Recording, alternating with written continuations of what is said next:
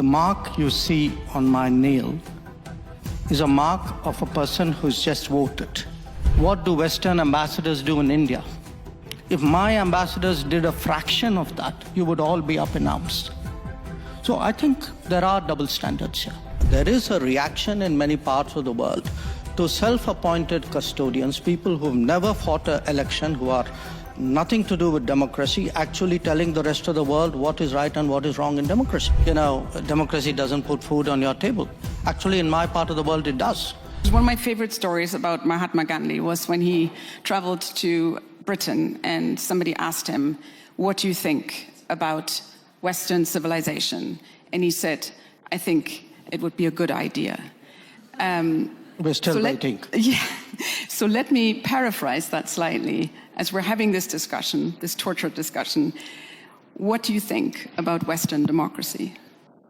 Well, look, before I do that, let me, because I think I appear to be an optimist in what is a relatively pessimistic panel, if not room.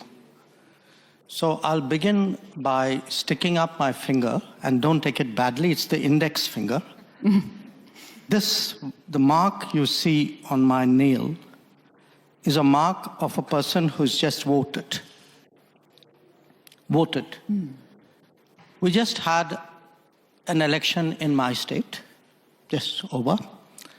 Last year, we had a national election. In Indian elections, roughly 2/3 of eligible voters vote. At the national election, electorate of about 900 million, about 700 million voted. We count the votes in a single day. Nobody disputes the result after it's announced. And if you look, and by the way, from the time we started voting in the modern era, 20% people more vote today than they did decades ago. So the first message that somehow democracy is in trouble globally, worldwide, I'm sorry, I have to differ with it. I mean, right now, we are living well, we are voting well, we are optimistic about the direction of our democracy, and for us, democracy is actually delivered. Senator, you said that, you know, democracy doesn't put food on your table. Actually, in my part of the world, it does, because it actually, today, because we are a democratic society, we give nutrition support, food support to 800 million people. And for whom that is a matter, you know, of how healthy they are and how full their stomachs are. So the point I want to make is, look, different parts of the world are going through different conversations. Please do not assume that this is some kind of universal phenomenon. It is not. There are parts where it is working well. Maybe there are parts where it's not. And the parts which are not, I think people need to have an honest conversation about why it's not, you know. I would argue that as to an extent, as someone dispassionately viewing it, which was your question, there are some problems. A lot of it is an accumulated problem of the model of globalization that we've followed for the last 25, 30 years. I think a lot of chickens have come home to roost. Yes, there are issues, but from our perspective today, for us, democracy is delivered. We have a visibly less elitist society. We have one where the public has faith in the political process. Where actually every election, in a way, has been a kind of a verdict on the quality of governance. That, I told you we just voted in one, my party won that election. We were in the opposition earlier. We had a national election, my party won that election too, and we were incumbents. And we feel, you know, if the Prime Minister Modi got elected for the third time, the ruling party got elected, and to a large extent it is because of the delivery through democratic systems. So it is healthy, it is well, maybe not all over the world, but let's not make that universal.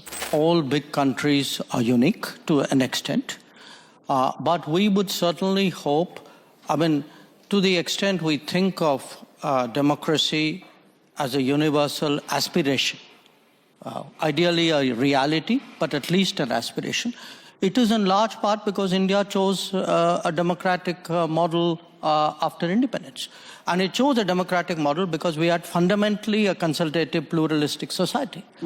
Now, there was a time, and I have to say this in all honesty, where West treated democracy as a Western characteristic and was busy encouraging non-democratic forces in the global South. It still does. I mean, in many cases, I can point to some very recent ones, where actually everything that you say you value at home, you don't practice abroad. So I do think the rest of the global South will view, the successes and the shortcomings and the responses of other countries. They will also ask themselves which ones of them they relate to. I would argue that in many ways, India, because it's historically been an open society, one very much linked with the world, many countries of the global South are more likely to say the Indian experience is more transposable to their societies than perhaps those of others.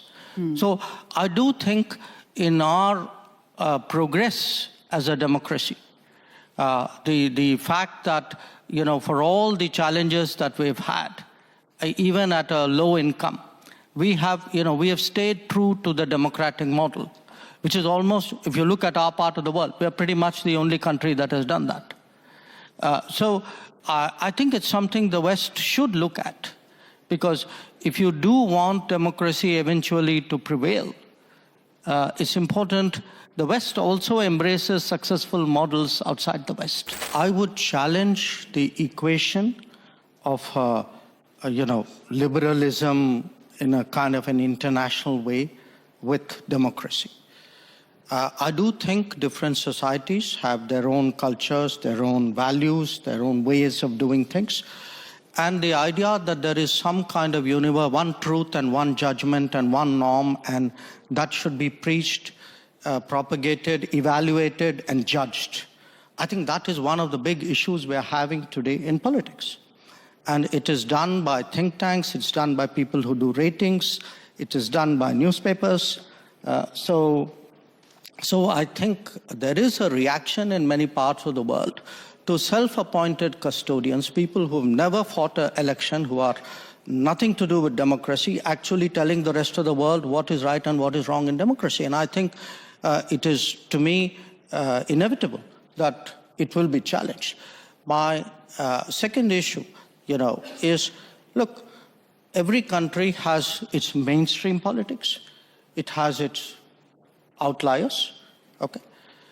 If I were to look, for example, at how much Europeans, Westerners, reach out to outliers in those societies. If I were to look at what do Western ambassadors do in India, if my ambassadors did a fraction of that, you would all be up in arms.